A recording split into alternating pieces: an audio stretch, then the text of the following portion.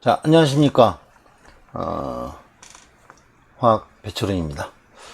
여러분들하고 학교에서 얼굴 마주대고 수업을 했었습니다만은 오늘은 이제 온라인으로 함께 수업을 하도록 하겠습니다. 그래도 이렇게 얼굴을 마주대고 수업을 하니까 학교에서 수업하는 거나 뭐 같은 그런 분위기지 않습니까?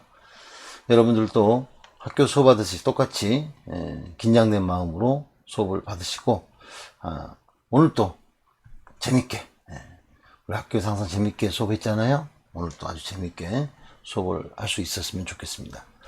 오늘 우리가 해야 될 수업은 화학결합과 분자의 세계입니다. 그래서 화학결합의 전기적 성질, 그리고 이온결합, 공유결합, 금속결합, 결합의 극성, 전자 점식, 전자쌍 반발이론, 분자의 구조와 분자의 극성까지 공부를 해야 되겠습니다만, 오늘 우리가 할 부분은 화학결합의 전기적 성질에 관한 부분을 진행을 하도록 하겠습니다. 아무쪼록 좀 더 적극적으로 참여하시고 수업 시간에 배웠던 그런 그 내용들 정리한 노트 있으면 노트도 더 챙기셔서 함께 봐주시면 훨씬 더 잘 이해가 되지 않을까 생각을 합니다. 복습하는 과정이니까 너무 부담 갖지 마시고요. 편안하게 강의를 들으시면 이미 배웠던 내용들 새롭게 정리를 해 가도록 하겠습니다. 자, 이제 여러분들과 함께 화학결합의 전기적 성질에 관한 이야기 들어가도록 합니다.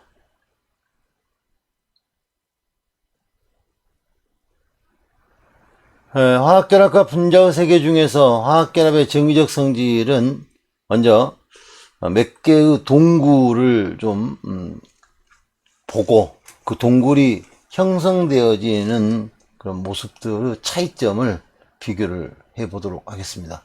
그래서 동굴 내부의 모습 좀 지켜보겠고요. 그 동굴 내부의 모습을 통해서 그 동굴이 어떤 특징을 가지고 있는지를 조사를 해보고 또 어떤 물질이 서로 화학결합과 연관되어서 관여를 하고 있는지를 확인을 해 보도록 하겠습니다.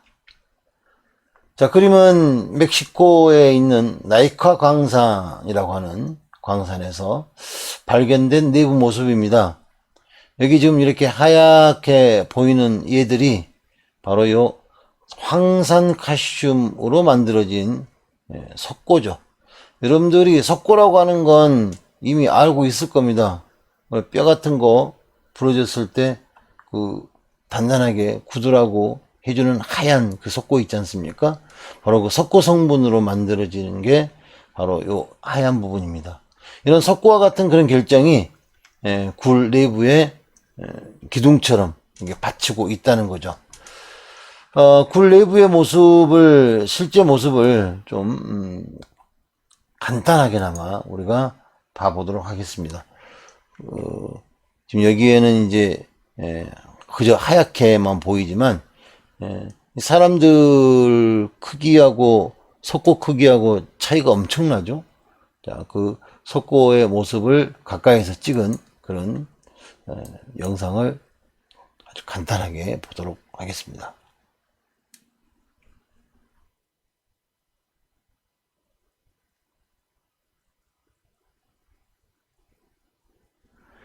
자, 보다시피 거의 그 가까이서 보니까 아주 그 투명한 그런 것처럼 보이죠. 멀리서 봤을 때는 약간 뿌옇게 보입니다만은 실질적으로 이 석고도 이게 결정 상태가 되면 상당히 그 깔끔한 그런 모습을 보이고 있다는 걸 알 수가 있습니다. 자, 또 하나의 이제 그림은 빙하와 화산으로 유명한 아이슬란드 스카프타펠이라고 하는 곳에 있는 얼음 동굴입니다. 이 얼음 동굴은 말 그대로 얼음으로 만들어져 있어요.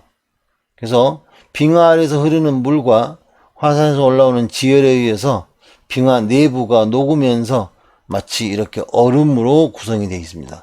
지금 사람 크기 조그만데 여기 있는 얼음은 조각이 엄청나게 크죠. 보기에도 반짝반짝하게 진짜 얼음이라고 생각이 되어집니다. 그 얼음 동굴의 모습도 간단하게나마 어떤 모습인지 그 영상을 통해서 보도록 하겠습니다. 도움 영상을 살짝 보면 바로 이런 모습이에요. 정말로 그 얼음이 얼어 있죠. 여기 보이는 건 적게 보이지만 실은 엄청나게 큰 얼음입니다. 이렇게 커다란 얼음으로 구성되어 있는 그런 동굴이라는 이야기죠. 자, 이런 그 얼음 동굴하고 앞에서 석고 동굴하고 두 가지를 함께 봤습니다. 이 석고 동굴과 얼음 동굴이 과연 어떤 차이를 갖고 있는 것인지 우리가 좀 궁금하다는 이야기죠. 그런 이제 차이점들을 어떻게 봐야 될 것인가? 과연 이게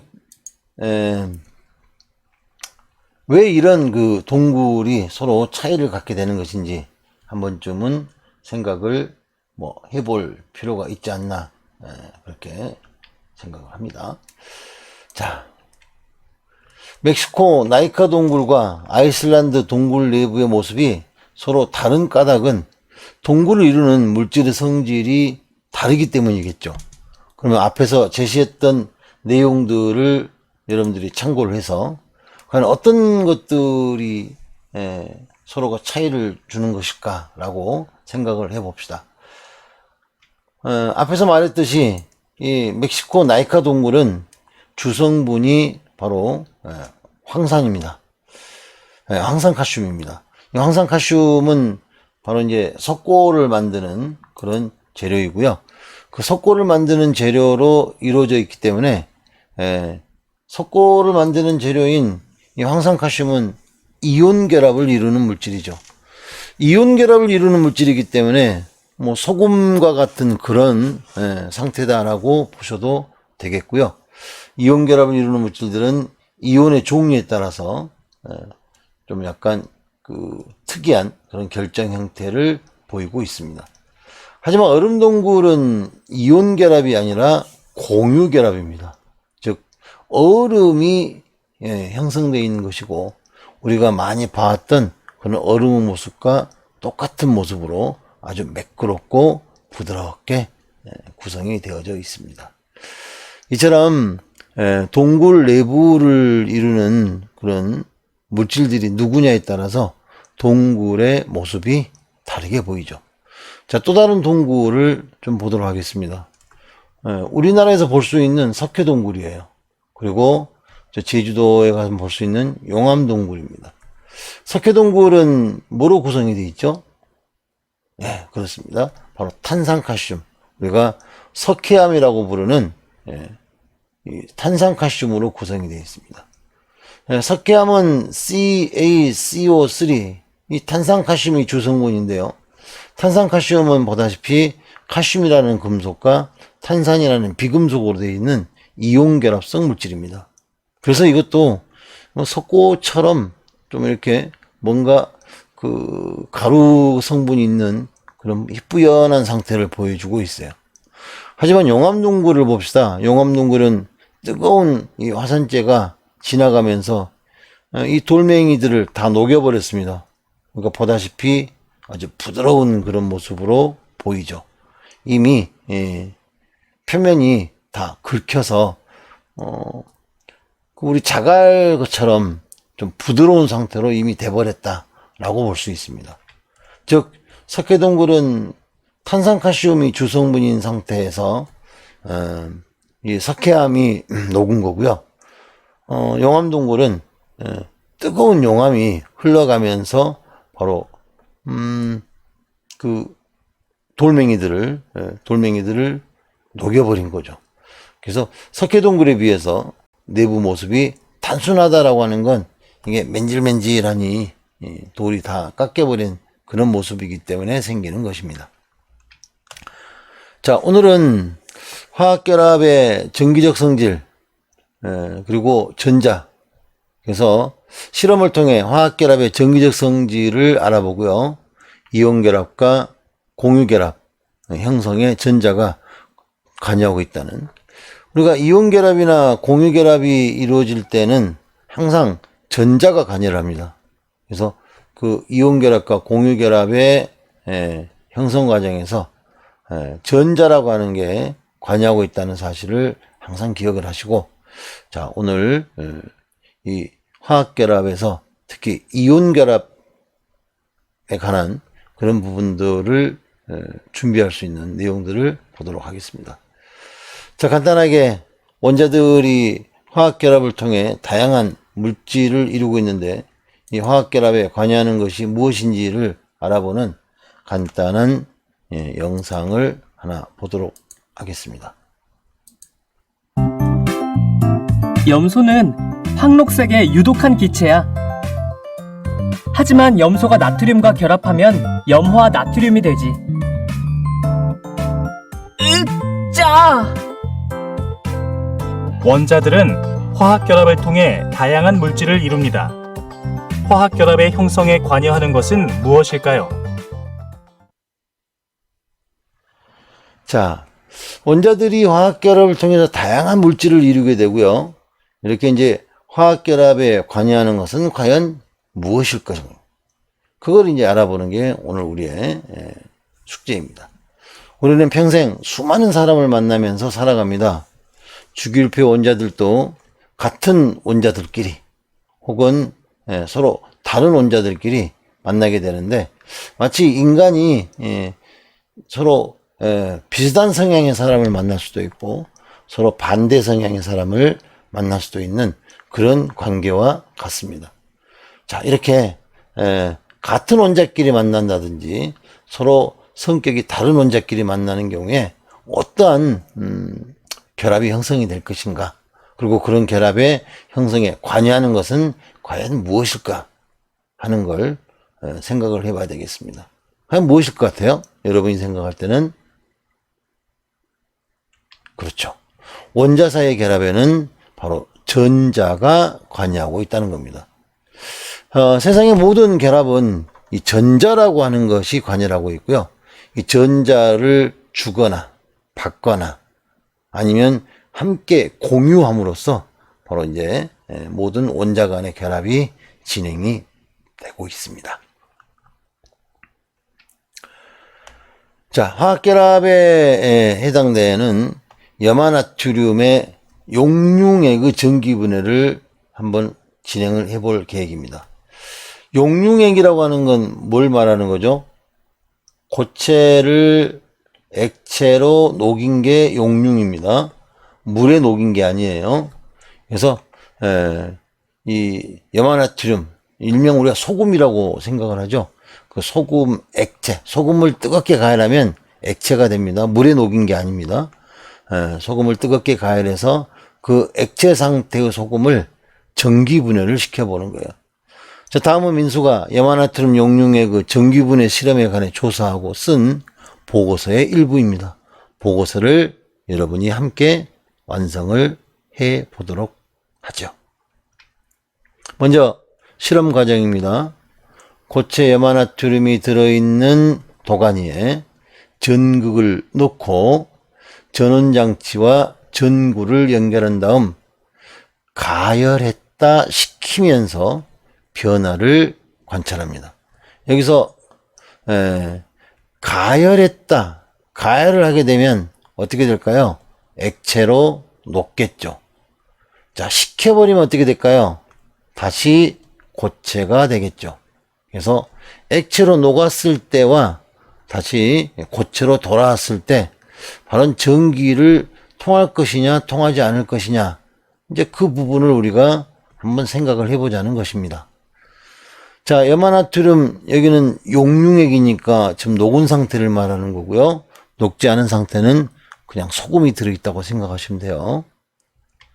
염화나트륨이 녹으면 전구에 불이 켜지고, 이건 뭐예요? 염화나트륨이 녹으면 전기 전도성이 있다는 이야기입니다. 하지만 식으면 전구에 불이 꺼진다. 이 말은 전구가 불이 통하지 않는다는 이야기는 바로 이제 이 전기 전도성이 사라진다. 그래서 이온 결합을 하는 물질들은 고체에서는 전기를 통하지 않지만 액체에서는 전기를 통한다. 뭐 이렇게 생각을 할 수가 있죠. 자, 이와 같은 현상이 나타나는 까닭은 과연 무엇이냐? 바로 염화나트륨이 녹으면 이온이 이동할 수 있어서 전류가 흐르게 되고요. 염화나트륨이 굳으면 그때는 이온이 이동하지 못해서 전류가 흐르지 않기 때문이다. 뭐 이런 이제 현상이 나타나는 까닭으로 우리가 이야기를 할 수 있습니다. 그래서 액체가 되면 이온이 이동할 수 있고 고체가 되면 이온이 이동할 수 없기 때문에 바로 그 이온의 이동에 의해서 전기적인 그런 흐름이 생긴다는 걸 알 수가 있습니다. 자, 플러스극 주변에서 자극적인 냄새가 나는 황록색 기체가 발생을 했습니다. 자, 이 자극적인 냄새가 나는 요 플러스극 주변에서 나오는 건 음성 물질이죠. 마이너스를 띠는 음성 물질이기 때문에 누구겠습니까? 바로 황록색 기체는 염소 기체가 되겠습니다. 그 다음에 마이너스 극 주변에서는 은색 물질이 액체로 떠 있다라고 되어 있는데 이 마이너스 주변에는 양성 물질이 생겨나는 거예요. 그러면 염화나트륨에서 양성 물질은 바로 나트륨에 해당이 됩니다. 그래서 나트륨 금속이 생긴 거죠. 자, 나트륨 이온과 염화 이온으로 이루어진 염화나트륨 용융액을 전기 분해할 때 플러스 극에서는 염소 기체, 마이너스 극에서는 나트륨이 생성됩니다. 자, 그 이유는 바로 전류를 흘려주면 나트륨 이온과 염화 이온이 전극 주변에서 전자를 얻거나 잃어서, 자, 나트륨은 전자를 얻고요, 염소는 전자를 잃습니다. 그래서 나트륨 이온이 뭐로 바뀌죠? 나트륨으로 바뀌고요. 염화 이온이 뭐로 바뀌죠? 염소로 바뀝니다. 그래서 새로운 물질을 만들어내기 때문이다 라고 이야기할 수 있습니다. 자, 화학결합이 일어나는 모습을 사진으로 봤습니다. 고체 상태의 염화나트륨 양이온과 음이온이 서로 단단하게 이렇게, 지금 여기 나트륨과 염소가 아주 단단하게 서로 연결이 되어 있고요. 그래서 전류가 흐르지 않습니다. 하지만 액체가 되면 이 나트륨과 염화이온이 움직일 수가 있어요. 그래서 양이온과 음이온이 움직여가면서, 자, 양이온은 어디로 움직일까요? 마이너스 극 쪽으로. 음이온은 어디로 움직일까요? 음이온은 플러스 극 쪽으로 움직일 수가 있습니다. 그래서 그 양이온과 음이온이 움직여감으로써 바로 전류가 흘러간다는 걸 알 수가 있습니다. 그래서 액체 상태가 되면 양이온과 음이온이 자유롭게 움직임으로써 전류 전도성을 갖게 된다. 염화나트륨 용융액에다가 전류를 흘려줬을 때의 모습을 좀 더 구체적으로 자세하게 그려놨어요. 마이너스 극에서는 나트륨이 전자를 얻어서 나트륨 이온이 나트륨으로 바뀌고요. 플러스 극에서는 염화 이온이 염소로 되어지는 그런 모습이 보여지고 있죠. 잘 보시면 나트륨과 염소가 만들어지는 과정을 자세하게 알 수가 있을 겁니다. 그때 바로 이 전자들이 관여하고 있다는 사실을 항상 기억을 하셔야 돼요. 즉 나트륨과 염소가 결합하여 염화나트륨을 형성하는 과정에서 반드시 뭐가 관여한다? 전자가 관여한다. 그래서 전자에 의해서 이 전체적인 화학적인 지금 반응이 진행되고 있다는 걸, 나트륨은 전자를 얻어서 나트륨 이온은 나트륨이 되고요. 염화 이온은 전자를 잃어서 바로 염소로 바뀌는 이런 과정이 진행되는 걸 자세하게 기억을 하시기 바랍니다. 자, 염화나트륨 용융의 그 전기분해 실험에서 생성된 은색 물질은 누구일 것이냐? 나올 수 있는 건 뭐 당연히 나트륨이 나올 수밖에 없죠. 근데 그게 진짜 나트륨인지를 어떻게 확인을 할 것인가? 한번 생각을 해 보도록 합시다. 그게 나온 게 진짜 나트륨인 걸 어떻게 우리가 알 수 있을까? 자, 마이너스 극에서 생성된 물질을 물에 넣어서 반응하는지 관찰해 봅니다. 이게 무슨 말이냐면, 나트륨은 알칼리 금속이에요. 알칼리 금속은 일족 원소들이죠. 이 일족 원소인 알칼리 금속은 반응성이 매우 큽니다. 그래서 물과 격렬하게 반응해서 수소기체를 발생시키기 때문에 물에 넣어보면 얘가 정말 미친 듯이 반응을 합니다. 실은 나트륨을 물에 넣어본다는 건 상당히 위험한 실험입니다. 그래서 실제로 여러분들이 나트륨을 물에 넣는 실험을 진행한다는 건 실은 쉽지는 않아요. 하지만 이제 그 성질을 우리가 안다면, 아하, 나트륨을 물에 집어넣으면 아주 격렬하게 반응하겠구나 라고 하는 부분은 확인을 할 수가 있겠죠. 자, 원자를 구성하는 입자 중 염화나트륨이나 염화마그네슘이 형성될 때 관여하는 입자는 무엇이냐 라는 질문을 했습니다. 바로 여기에 들어갈 게 뭘까요? 계속 우리가 여러분에게 강조를 하고 있는 거, 염화나트륨이나 염화마그네슘이나 이런 것들이 형성될 때 바로 나트륨으로부터 염소 쪽으로 뭐가 움직입니까? 전자가 움직이죠.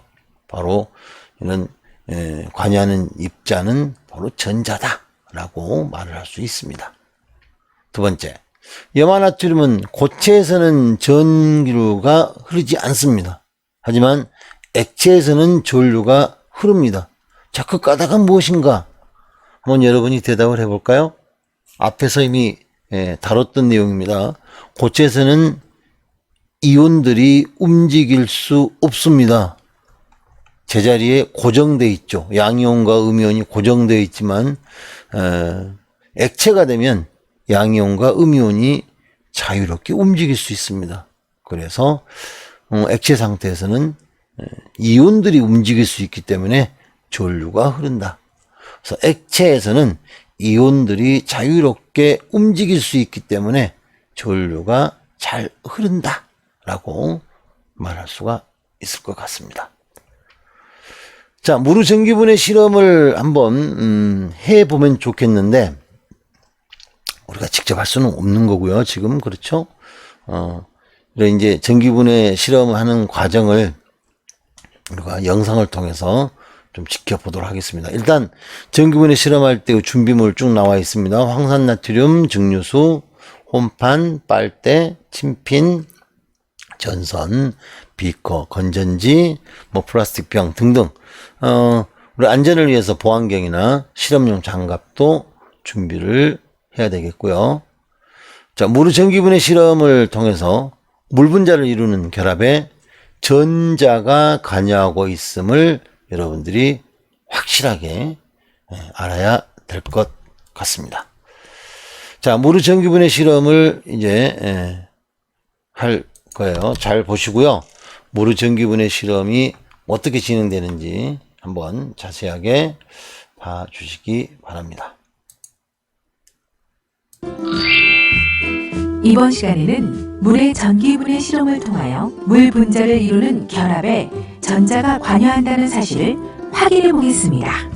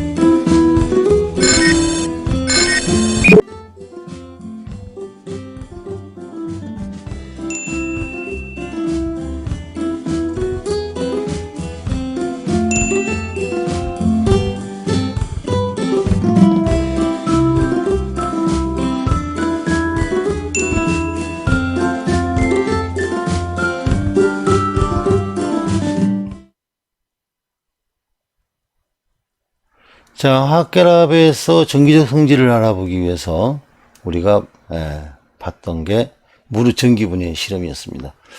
직접 전기분해 실험을 한 건 아니지만 여러분들이 무르 전기분해 실험의 과정을 봤기 때문에, 자, 무르 전기분해 반응식을 쓴다면 이렇게 쓸 수 있겠죠? 이 H2O 그리고 H2O2 2대 1이고요. 물이 전기 분해될 때 생성되는 기체의 부피는 수소하고 산소가 몇 대 몇이냐? 바로 우리가 보다시피 2대 1의 비율이 된다는 걸 알 수 있습니다. 그래서 바로 이 수소와 산소의 생성 비율이 2대 1이다 라고 하는 거 생각을 하시기 바랍니다. 비커에 중류수 50ml를 넣고 황산나트륨을 소량을 녹였습니다. 바로 이 황산나트륨이라고 하는 물질을 녹여준 이유가 뭐냐 하는 거죠. 자, 눈치챘습니까? 중류수는 순수한 물이고요. 순수한 물에는 전기가 흐르지 않습니다. 그래서 전해질을 넣어준 거죠. 전기를 통해주기 위해서 전해질을 넣어서 황산나트륨에 의해서 전기가 흐를 수 있도록 해주었다 라고 우리가 볼 수가 있습니다. 자, 그 다음 빨대 2개 각각 실리콘 빨대 뚜껑과 마개를 씌우고 과정 1의 수용액을 가득 채웠습니다. 홈판에 한 홈에 플라스틱 병을 끼우고 과정 1의 용액을 병의 절반 정도 채웠죠. 그리고 플라스틱 병에 과정 2의 빨대를 뒤집어 세우고 빨대 아래쪽에 침핀을 꽂아서 이 침핀이 이제 전극으로 사용이 된 거예요. 건전지에 연결하고요. 전기분해가 일어나게 했습니다. 관찰하셨죠? 이 플러스 극과 마이너스 극 쪽에서 자세히 보면 그 기체가 이렇게 발생하고 있는 걸 봤을 겁니다. 자, 그때 생성된 기체의 부피비를 확인을 해보자 라고 이야기를 했어요. 그 부피비는 이미 여러분들이 이미 알고 있는 부분이고요. 자, 도움 영상 2개 간단히 보도록 하겠습니다. 이제 실험실에 왔는데 지금 이 앞에 아주 좋은 장치를 제가 하나 마련했어요. 이거 뭔지 아는 사람? 화학과 학생들 뭔지 아는 사람? 수소랑 산소를 이렇게 각각 이렇게 모아서 지금 이 안에 들어있는 거 증류수겠죠? 증류수겠죠. 증류수. 여기서 증류수란? 증류수랑 네. 끓여서 나온 수증기를 모은 거죠. 아, 그렇게 말하면 화학학생 버리고 수증기는 버리고 또 기타 물질을 제거하고 제거한 다음에 생산물 순수한 물 H2O H2O, 즉 물은 수소와 산소의 결합으로 이루어진 물질. 물을 분해하면 각각 수소와 산소를 얻을 수 있는데요.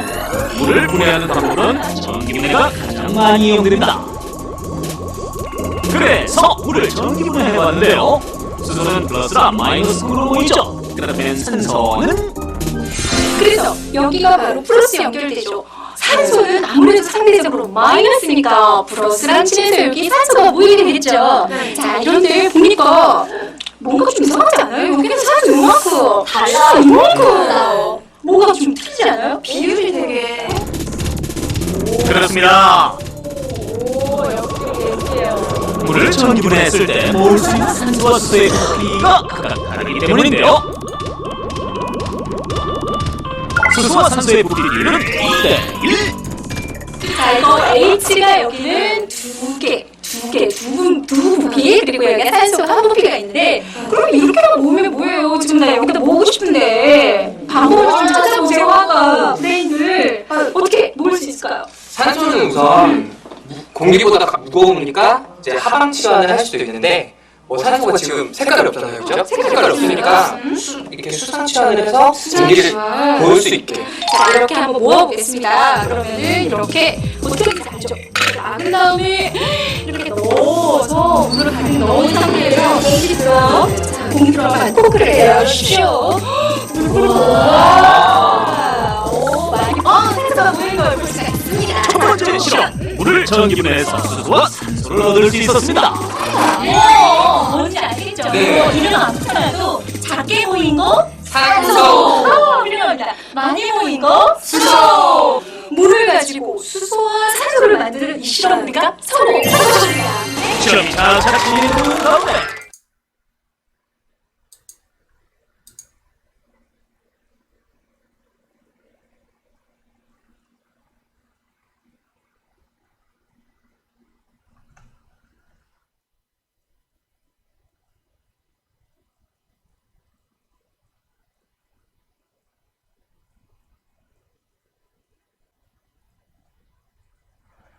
자, 플러스 극과 마이너스 극에서 발생하는 기체의 부피비를 쓰고 이를 통해서 물에 대해서 알 수 있는 사실을 써보자 라고 되어 있습니다. 자, 플러스 극과 마이너스 극에서 발생하는 기체가 무엇인지는 우리가 이미 알고 있죠. 그리고 이제 그를 통해서 과연 이제 어떤 그 일들이 물에서 일어나게 되는지 생각을 좀 해보면 될 것 같고요. 일단 플러스 극에서는 산소가 발생합니다.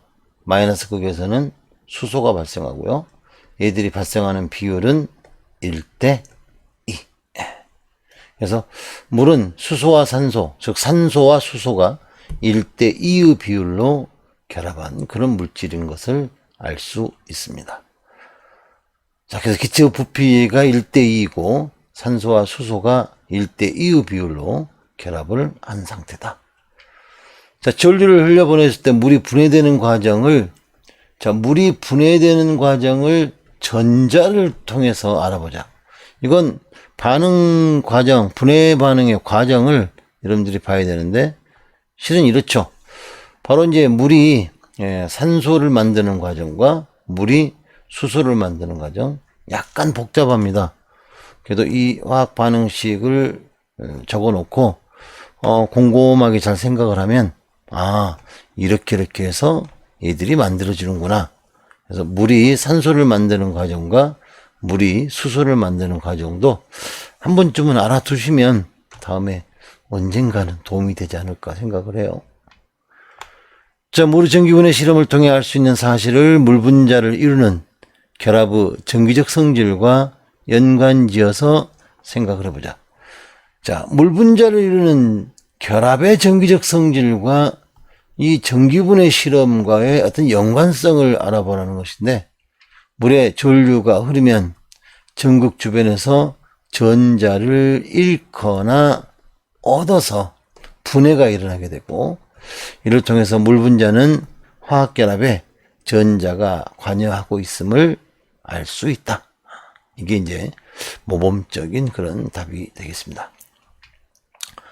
자, 플러스 극과 마이너스 극에서 생성되는 기체의 성질. 그랬는데, 플러스 극에서는 뭐가 나왔죠? 산소가 나왔죠. 마이너스 극에서는요, 수소가 나왔죠. 그럼 산소를 확인하는 방법, 수소를 확인하는 방법, 중학교 때 배우지 않았을까요? 산소는 불씨를 가까이 대면 꺼져가는 불씨가 다시 살아난다. 불꽃이 더 커진다. 수소는 펑소리 기억나세요?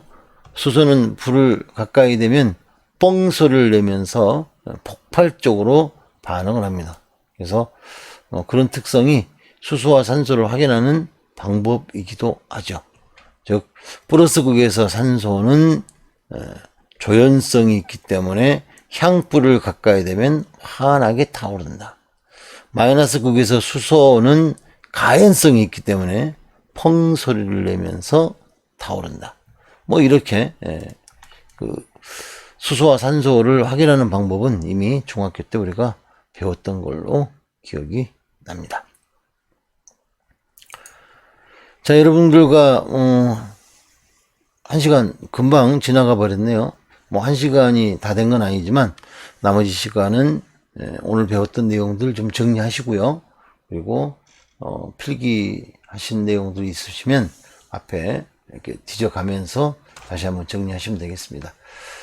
오늘은 이 전기적인 성질에 대한 이야기를 했고요. 다음 시간에는 이온 결합에 대한 이야기를 하도록 하겠습니다. 자, 다음 시간에 또 만나기로 해요. 일단 오늘 전기적 성질 처음 수업인데 여러분들 수고 많이 하셨습니다.